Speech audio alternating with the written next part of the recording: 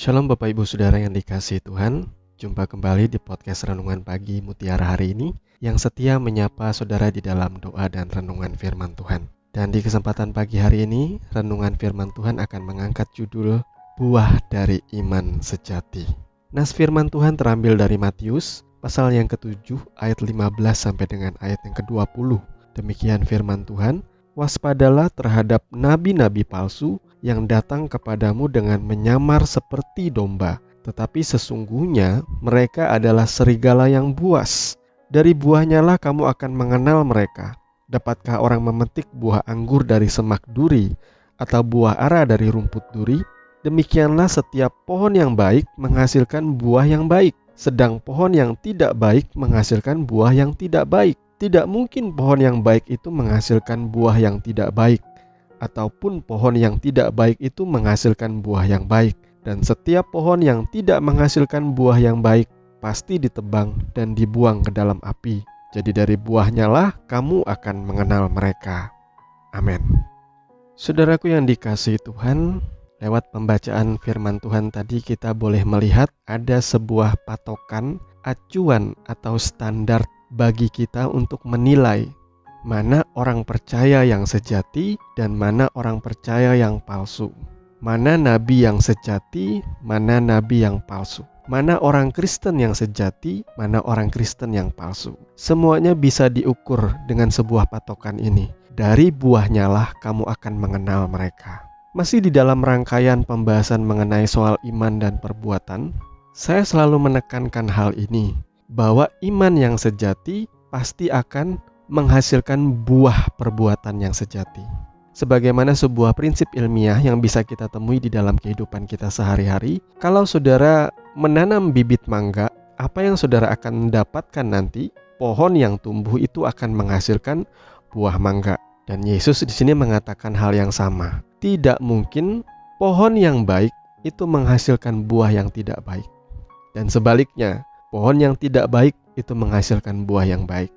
Jadi kalau ada seseorang yang berkata bahwa saya ini orang Kristen, saya ini orang yang percaya kepada Tuhan Yesus Kristus, tetapi saat ia berkata seperti itu, kehidupannya itu penuh dengan hidup yang duniawi, hidup yang menyukai kejahatan dan segala macam perbuatan-perbuatan dosa, maka wajar atau lumrah bila kita berpikir, apakah orang ini betul-betul sudah bertobat dan mengikuti Tuhan sungguh-sungguh? Atau jangan-jangan hanya KTP-nya saja yang bertuliskan Kristen, tetapi kehidupannya masih duniawi. Lalu ada pula orang yang percaya, dia tidak terlalu banyak menggembar-gemborkan imannya, tetapi orang tahu lewat perbuatan-perbuatannya, lewat cara hidupnya yang bijak, yang sesuai dengan kebenaran firman Tuhan, orang tahu bahwa ia ini adalah pengikut Yesus. Saya lebih berharap saudara menunjukkan buah-buah kekristenan saudara, buah-buah pertobatan dan buah-buah keselamatan saudara di dalam kehidupan sehari-hari. Itu jauh lebih penting. Nah, bicara soal buah, kenapa kita bisa berbuah-buah di dalam kasih, di dalam kebenaran, di dalam segala kebaikan? Semuanya itu bukan karena usaha kita, melainkan karena ada benih ilahi yang Tuhan taruh di dalam kehidupan kita. Sebagaimana ayat firman di dalam 1 Yohanes 3 ayat 9 berkata, setiap orang yang lahir dari Allah tidak berbuat dosa lagi, sebab benih ilahi tetap ada di dalam dia dan ia tidak dapat berbuat dosa karena ia lahir dari Allah. Jadi saudaraku, dari buahnya lah kamu akan mengenal mereka. Tetapi buah yang dihasilkan itu ditentukan dari mana saudara lahir.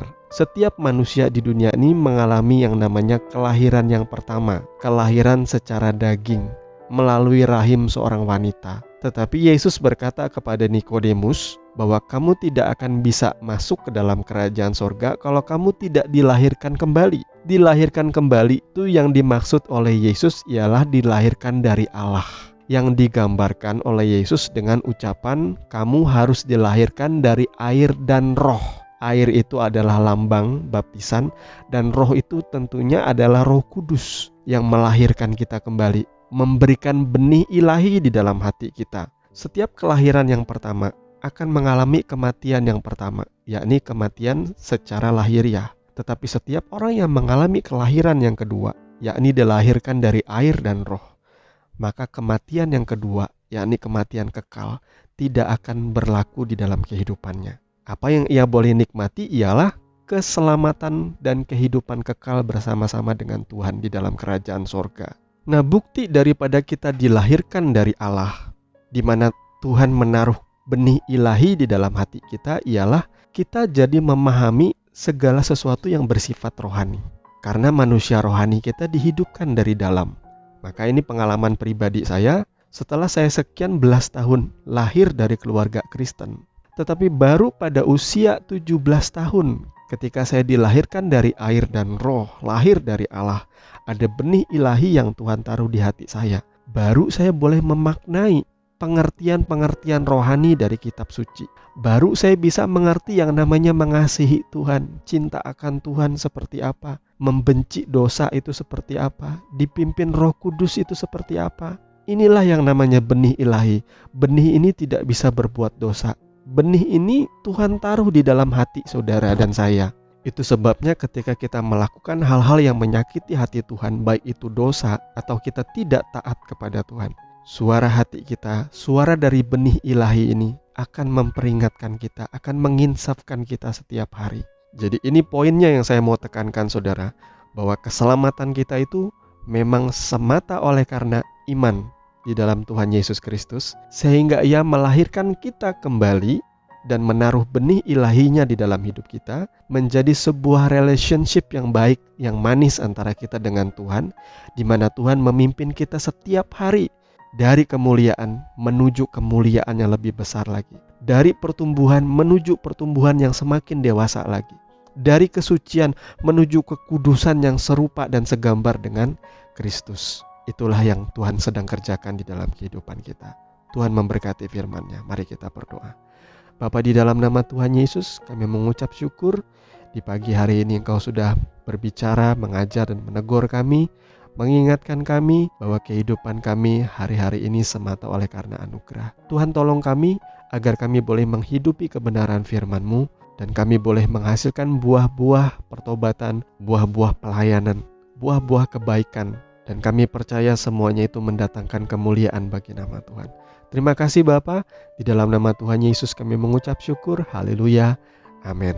Bapak Ibu Saudara yang dikasihi Tuhan, kami percaya podcast Renungan Pagi di kesempatan hari ini boleh menjadi berkat dan kekuatan bagi kita semua. Sampai bertemu di podcast Renungan Pagi yang berikutnya. Kasih karunia menyertai saudara sekalian. Shalom.